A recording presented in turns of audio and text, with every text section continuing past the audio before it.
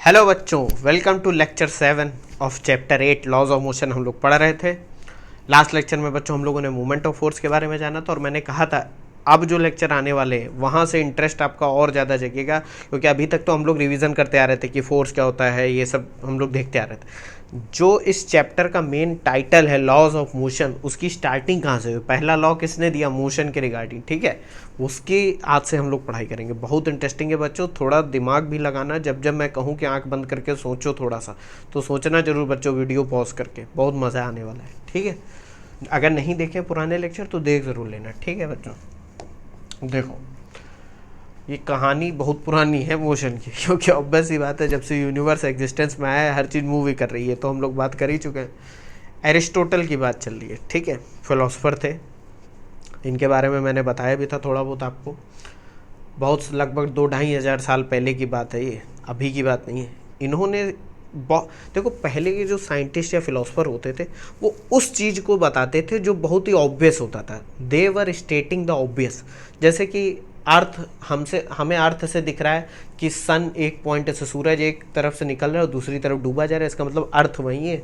सूरज इर्द गिर्द चक्कर लगा रहा है, यानी सन इर्द गिर्द घूम रहा है। तो उन्होंने ये चीज़ देखी और वही बता दी। ये तो ऑब्वियस है, लेकिन बाद में लोगों ने क्वेश्चन उठाया कि ऐसा क्यों, फिर उन्हें पता चले तो गलत है, जो दिख रहा है वैसा है नहीं, ठीक। तो इन्होंने भी कुछ चीज़ें देखी मोशन के बारे में और इन्होंने कहा ऐसा होता है भैया, क्योंकि वो दिख रहा था।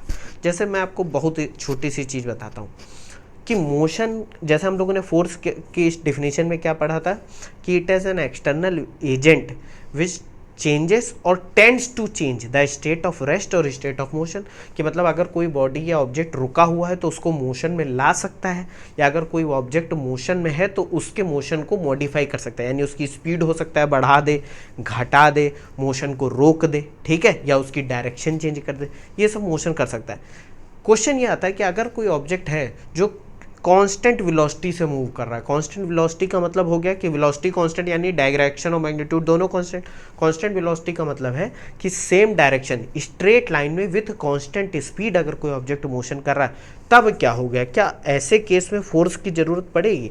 मतलब एक इमेजिन करो, एक कार किसी रोड पर जा रही है विथ कांस्टेंट स्पीड, आपकी स्पीड कांस्टेंट है और आप स्ट्रेट लाइन में मोशन कर रहे हो।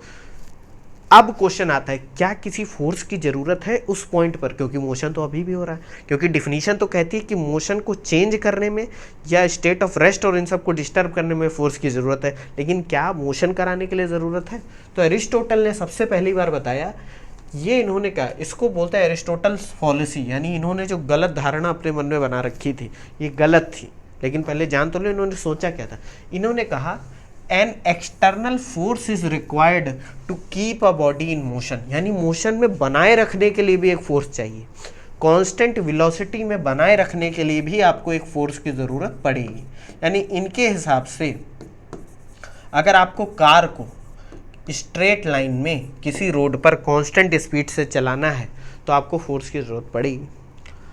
इन सब ने कहा अच्छा भैया ये तो, और इन्होंने दिखा भी दिया। जैसे कैसे दिखाया, जैसे कि आप ही एक एग्जाम्पल ले लो। एक बच्चा है, वो टॉय कार होती है बच्चों, टॉय कार जैसे है, एक छोटे सा एग्जाम्पल ले लेते हैं। एक टॉय कार है, ठीक है, और इसको वो क्या कर रहा है, इस पर थ्रेड बंधा हुआ है।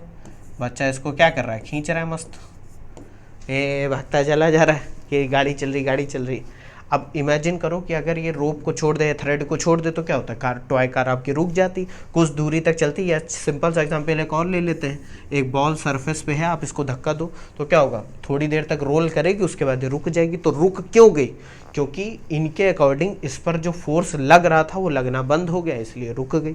पहले चल रही थी, जब तक फोर्स रहा इसमें तब तक वो चलती रही, उसके बाद ये रुक गई। या इस केस में भी बच्चा जब तक खींच रहा था तब तक चली, उसके बाद रुक गई। तो इन्होंने जो बताया, जो उस समय के लोग थे, उन्होंने कहा बात तो सही कह रहा है बंदा, भाई सरफेस पे कुछ डालो तो चलता है कुछ देर तक, फिर रुक जाता है। तो रुक तो इसीलिए जा रहा है ना, क्योंकि जो फोर्स उसको मोशन में बनाए रखने के लिए वो अब गायब हो गई है। अब भैया ये तो बात इनका तो वाह वाही हो गया, अरे वाह बहुत बढ़िया, कितनी बड़ी बात बता दी, बात समझ रहे हो। अब इस बात पे क्वेश्चन करा सदी के, अपनी सदी के सबसे बड़े साइंटिस्ट, और इनके बारे में बहुत बात कर चुके हैं हम लोग। लगभग 1500 साल बाद इन्होंने क्वेश्चन उठाया, गैलीलियो ने। कहा कि भैया अरिस्टोटल जो तुमने बताया है वो मुझे कुछ ठीक नहीं लग रहा है। इन्होंने कुछ एक्सपेरिमेंट करे, क्योंकि मैंने बताया था गैलीलियो की ये आदत नहीं थी कि बस कुछ बोल दिया और थ्योरी में प्रूफ करके दिखा दिया। इनकी आदत थी एक्सपेरिमेंट भी करना लोगों को, और क्योंकि भाई कोई ज़रूरी नहीं है कि मैं कुछ बोल रहा हूँ थ्योरी में दिखा दूँ तो आपको समझ में ही आ जाए, आपको उसका प्रमाण चाहिए, सर्टिफिकेट एक तरीके से ही कि जो ये बोल रहा है वो सही है कि नहीं। तो एक्सपेरिमेंट भी करते थे। इन्होंने इंक्लाइंड प्लेन पर यानी स्लोप पर कुछ एक्सपेरिमेंट करे, उसके बारे में बता रहे हैं। क्या करा इन्होंने, गैलीलियोज लॉ ऑफ इनर्शिया, तो उसके पहले लॉ देने से पहले इन्होंने क्या क्या बताया वो समझते हैं। पहले इन्होंने क्या करा, मोशन ऑफ ऑब्जेक्ट को इंक्लाइंड प्लेन पे स्टडी करा। पहले किस प्लेन पे स्टडी करा, इन्होंने बताया कि अगर कोई इंक्लाइंड प्लेन या स्लोप है उस पर ऑब्जेक्ट को रख के छोड़ दो, ऐसे छोड़ दो, तो क्या होता है, नीचे लुढ़कता जाता है, रोल करता है या नीचे खिसक जाता है, तो वो एक्सेलरेट हो रहा है, उसकी स्पीड बढ़ती रहती है। और उसी तरह अगर कोई ऑब्जेक्ट किसी स्लोप पर ऊपर की तरफ जा रहा हो, पहले नीचे से फेंको तो ऊपर की तरफ जाते वक्त क्या होगा, रिटार्ड होगा, यानी इसकी स्पीड क्या होगी, घट जाएगी। तो नीचे की तरफ जा रहा है स्पीड बढ़ रही, ऊपर की तरफ जा रहा है स्पीड घट रही।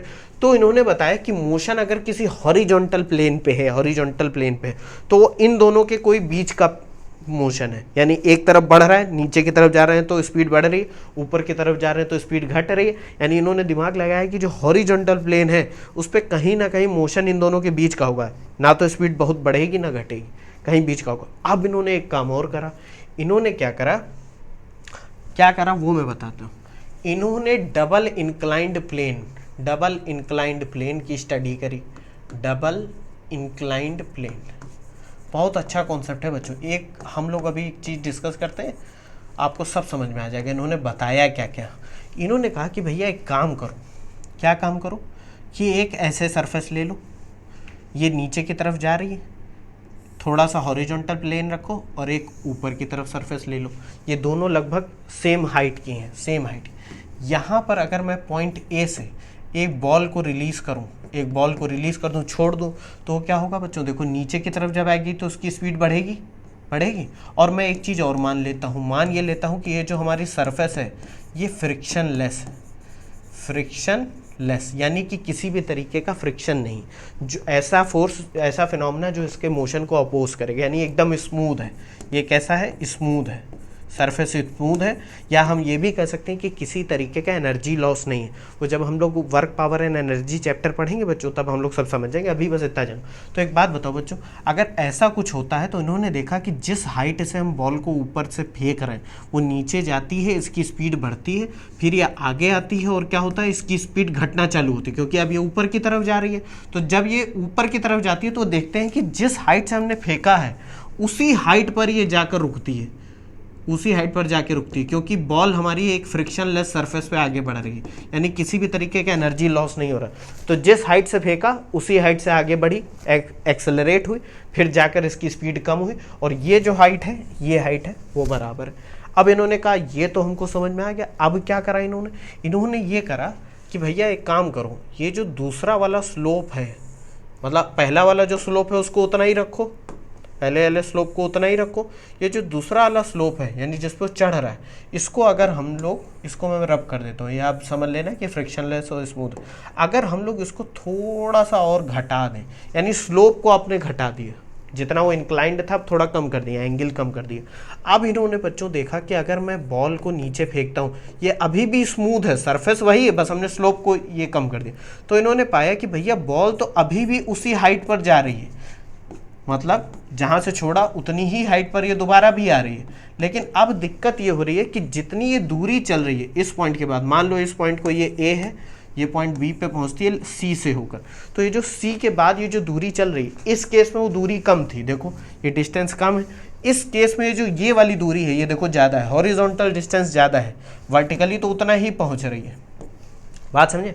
अब इनके दिमाग में एक वही बात है ना, खुराफात आई, इनके दिमाग में ये आया कि क्यों ना अगर मैं इस प्लेन को स्लोप घटाता जाऊंगा, यानी कि अगर मैं इस प्लेन को और ज़्यादा स्लोप घटा दूं, ऐसे कर दूं, तो क्या होगा, बॉल जाएगी तो उतनी ही हाइट पर, लेकिन वो और ज़्यादा उसकी दूरी, हॉरिजॉन्टल डिस्टेंस बढ़ जाएगी।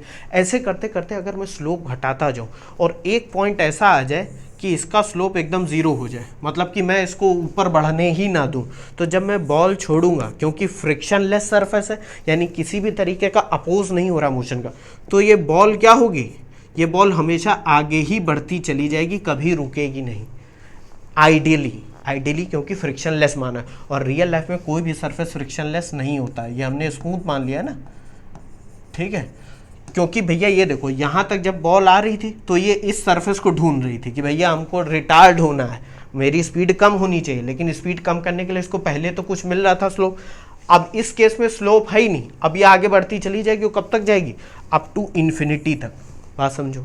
तो इन्होंने ये पता करा इन सारे एक्सपेरिमेंट से कि अगर किसी ऑब्जेक्ट पे फोर्स नहीं है तो ऑब्जेक्ट, अब यहाँ के बाद का अगर मैं मोशन एनालाइज करूँ, इसको छोड़ दो, इस वाली चीज़ को छोड़ दो, ये जो इससे पहले एक्सेलरेट हो रही थी यहाँ तक, इस वाली चीज़ को छोड़ दो, इसके बाद का अगर मैं मोशन इस वाले केस में देखूँ, तीसरे वाले केस में, तो आप बता ही नहीं पाओगे, क्योंकि इस केस में तो हमको ये दिख ही रहा है कि इस ऑब्जेक्ट पे कोई फोर्स नहीं लग रही। यहाँ पर तो आप कह दोगे कि ग्रेविटी लग रही थी इसलिए वो एक्सेलरेट कर गई, और यहाँ पर रिटार्ड इसलिए हुई क्योंकि ग्रेविटी नीचे खींच रही है और जाना ऊपर चाहती। लेकिन यहाँ पर देखो, जिसके बारे में बात अरिस्टोटल कर रहे थे कि ऑब्जेक्ट स्ट्रेट लाइन में कांस्टेंट स्पीड से मोशन कर रहा है तो उसको फोर्स चाहिए, लेकिन यहाँ तो कोई फोर्स नहीं और बॉल आपकी चलती चली जा रही है इन्फिनिटी तक। तो गैलीलियो ने एक चीज़ पता लगाई। क्या पता लगाई, बात समझो। गैलीलियो ने पता लगाया, Galileo concluded that an object moving on a frictionless surface must neither have acceleration nor retardation, that it should move with constant velocity। इन्होंने कहा अगर कोई ऑब्जेक्ट फ्रिक्शनलेस सरफेस पे चल रहा है स्ट्रेट कांस्टेंट वेलोसिटी पे, तो ना तो वो एक्सेलरेट होगा ना रिटार्ड होगा। ऑब्वियस सी बात है, कांस्टेंट वेलोसिटी का क्या मतलब है, ना वो एक्सेलरेट होगा ना रिटार्ड होगा, ना इसकी स्पीड बढ़ेगी ना घटेगी, ना डायरेक्शन चेंज होगा, कुछ नहीं होगा। बस कंडीशन क्या होनी चाहिए, फ्रिक्शनलेस होना चाहिए। फ्रिक्शनलेस यानी कोई भी फोर्स नहीं होनी चाहिए। तो यहीं पर बच्चों हम लोग फिर चले जाते हैं कि अरिस्टोटल की थ्योरी गलत क्यों होगी। लोगों को तो उस वक्त फ्रिक्शन के बारे में ज़्यादा कुछ पता नहीं था। उन्होंने देखा कि बॉल को धक्का देने पे बॉल एक टाइम के बाद आके जाके रुक जाता है, क्योंकि जो फोर्स उसको धक्का दे रही थी वो अब है नहीं, या कार को जो बच्चा खींच रहा था अब वो खींच नहीं रहा है इसलिए रुक गई। लेकिन बच्चों यहाँ ऐसा नहीं है, हमें जो दिख नहीं रहा है वो फोर्स है। यहाँ पर कौन सी फोर्स इस मोशन का अपोज कर रही है, फ्रिक्शन, ठीक है। ये सरफेस स्मूथ नहीं है, तो बॉल को जब आपने छोड़ दिया, फोर्स लगाना छोड़ दिया, तो इस पे कौन सी फोर्स लग रही है, फ्रिक्शन, जो कि इसके मोशन का अपोज कर रही है, इसलिए एक टाइम के बाद रुकी जा रही। अगर ये फ्रिक्शन एकदम कम हो जाए, जीरो हो जाए, जैसे कि गैलीलियो ने बताया, तो ये बॉल चलती चली जाएगी up to infinity constant velocity पे। कांस्टेंट वेलोसिटी यानी straight line with constant speed. ये बच्चों पॉइंट हमेशा डार्क मार्क कर दो, straight line with constant speed. अगर डायरेक्शन चेंज वेंज हुई या स्पीड बढ़ी घटी, इसका मतलब कहीं ना कहीं फोर्स है। बात समझ गया कि नहीं। तो इस केस में भी बच्चे के पास अगर ये स्मूथ सरफेस होती तो बच्चा मस्त इसको खींचता, एक बार हल्का सा धक्का देता और ये चलती चली जाती। इसका एक बहुत प्यारा एग्जाम्पल आइस हॉकी है बच्चों। आइस हॉकी, ये देखो ये बंदा आइस हॉकी खेल रहा है। अब एक चीज़ और आप थोड़ा सा दिमाग लगाओ, बहुत इंटरेस्टिंग है। अगर ये आइस हॉकी आइस पे ना खेल कर, ये आइस हॉकी आइस पर ही क्यों खेला जाता है। अगर ये जो पक, इसको पक बोलते हैं, ये क्या होता है, इस तरीके का होता है, ऐसे एक कैरम के स्ट्राइकर की तरह होता है बच्चों, ठीक है। अब मैं कह रहा हूँ कि इसको नॉर्मल सरफेस पे खेलेंगे तो क्या खेल नहीं पाएंगे। आप कहोगे सर कैसे खेलेंगे, मान लो रोड पर कह दूँ कि इसको खेलो, कह दोगे सर कैसे खेलेंगे, वहाँ मारेंगे तो आगे जाके रुक नहीं जाएगा। Exactly my point. अरिस्टोटल ने जो बताया वो यहीं पर गलत हो रहा है। गलत ऐसे हो रहा है, ये आइस हॉकी आइस पर क्यों आया, क्योंकि यहाँ पर आइस का फ्रिक्शन बहुत कम होता है। इस पर एक बार पक को आप मारोगे तो बहुत दूर तक जा सकता है। तुम बात समझो। अब गैलीलियो ने यही दिमाग लगाया, मतलब उस समय आइस हॉकी के बारे में नहीं सोचते थे, वो कुछ और सोचे थे, इंक्लाइंड प्लेन। गैलीलियो की बात को अगर यहाँ रिलेट करके देखा जाए तो उन्होंने कहा फ्रिक्शन लेस सरफेस पे, स्मूथ सरफेस पे बॉडी चलती चली जाएगी अगर उस पर कोई फोर्स नहीं लग रही तब भी। बात समझे। तो यहाँ पर एक चीज़ इमेजिन करो, अगर ये सरफेस और स्मूथ होता, आइस से भी ज़्यादा कोई स्मूथ सरफेस होती, तो ये पक को हिट करते और दूर तक जाता।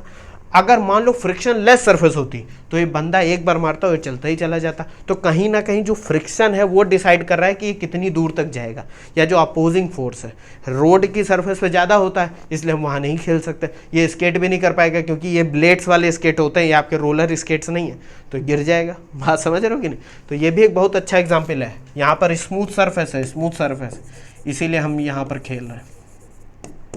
देखा, इंटरेस्टिंग था ये। इसको एक बार देखो, फिर मैं आगे और एक दो चीज़ें बताता हूँ। तो एरिस्टोटल को क्या लगता था भैया, एरिस्टोटल को लगता था कि कोई फोर्स चाहिए, अगर हमें मोशन बनाए भी रखना है तब भी फोर्स चाहिए। लेकिन गैलीलियो ने कहा कि भैया ऐसा नहीं है, अगर स्मूथ सरफेस है, फ्रिक्शनलेस सरफेस है, तो ऑब्जेक्ट चलता चला जाएगा, उस पर अगर कोई फोर्स नहीं लग रही है तो वो कांस्टेंट वेलोसिटी से चलता चला जाएगा। बात समझे, ये इन्होंने बताया, इसको देख लो एक बार। फिर हमने आइस हॉकी का एक एग्जाम्पल दिया कि स्मूथ सरफेस होती है इसलिए ज़्यादा आगे तक जाता है। अगर सरफेस बिल्कुल ही स्मूथ हो जाए, मतलब बिल्कुल ना के बराबर अगर इसमें फ्रिक्शन हो, तो आइस से भी अगर कोई स्मूथ सरफेस हो तो ये चलता ही चला जाएगा, रुकेगा नहीं।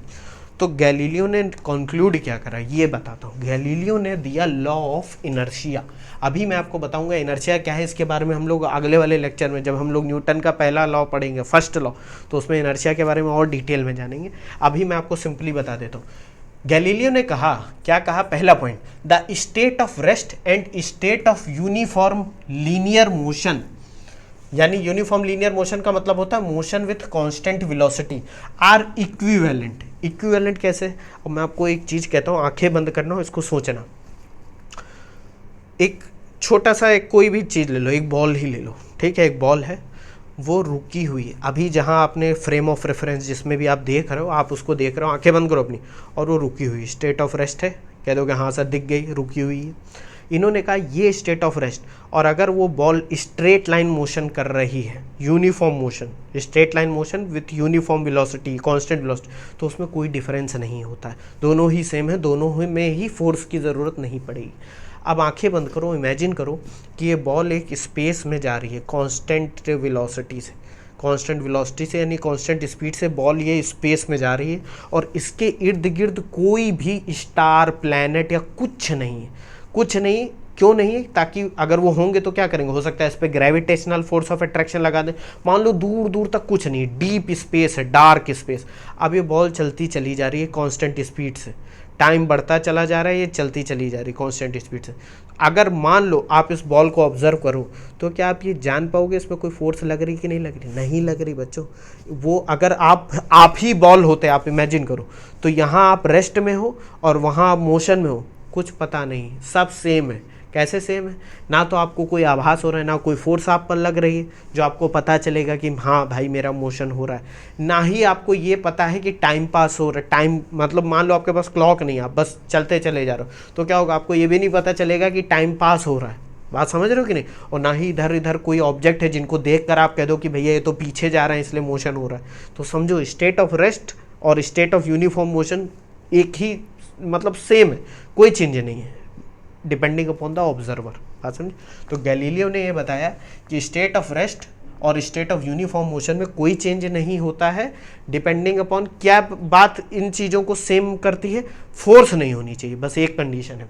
इन both cases there is not external, no external, there is no external force on the body.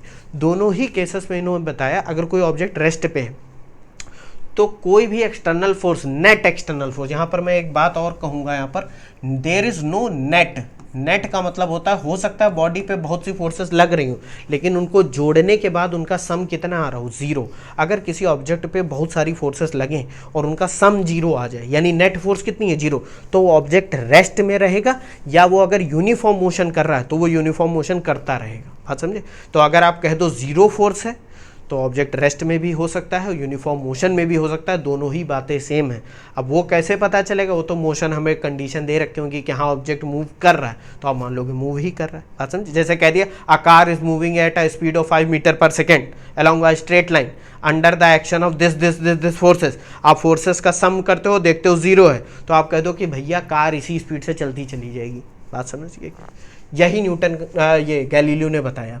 अब क्या है, if net external force is zero, दूसरा point, a body at rest continues to remain at rest and body in motion continues to move in uniform motion, uniform velocity।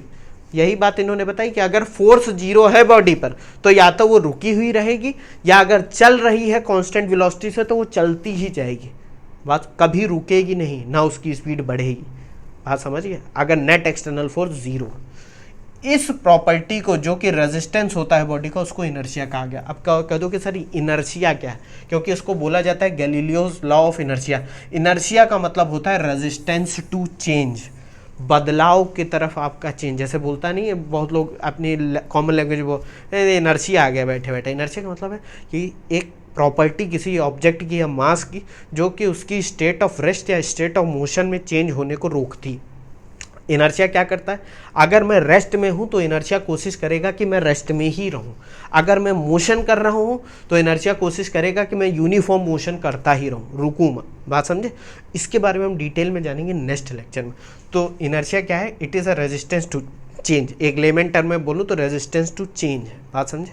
इसके बारे में बाद में जानेंगे कि इनर्शिया क्यों होती है, by the virtue of mass. और बच्चों एक इंटरेस्टिंग चीज़ बताता हूँ, जब हम लोग ये सारे क्लास 12th तक लेक्चर पढ़ लेंगे ना, जब एडवांस फिजिक्स में जाएंगे, अगर कभी जनरल थ्योरी ऑफ रिलेटिविटी मैं आपसे डिस्कस करा, 12th पढ़ लो पहले, फिर हम लोग ये सब डिस्कस करेंगे, तब मैं आपको और चीज़ें इंटरेस्टिंग बताऊंगा कि inertia is basically not due to मास।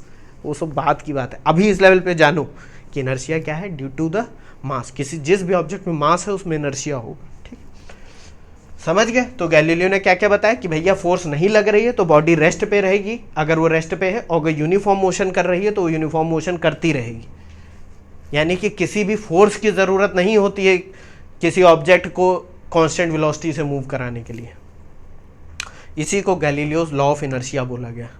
ये देख लो, एक बार इसको देख लो।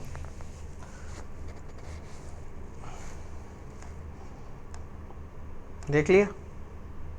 जो ऑब्जेक्ट चल रहा है वो चलता ही रहेगा, रुकेगा नहीं अगर उस पर कोई फोर्स नहीं है। इंटरेस्टिंग था बच्चों, मज़ा आया?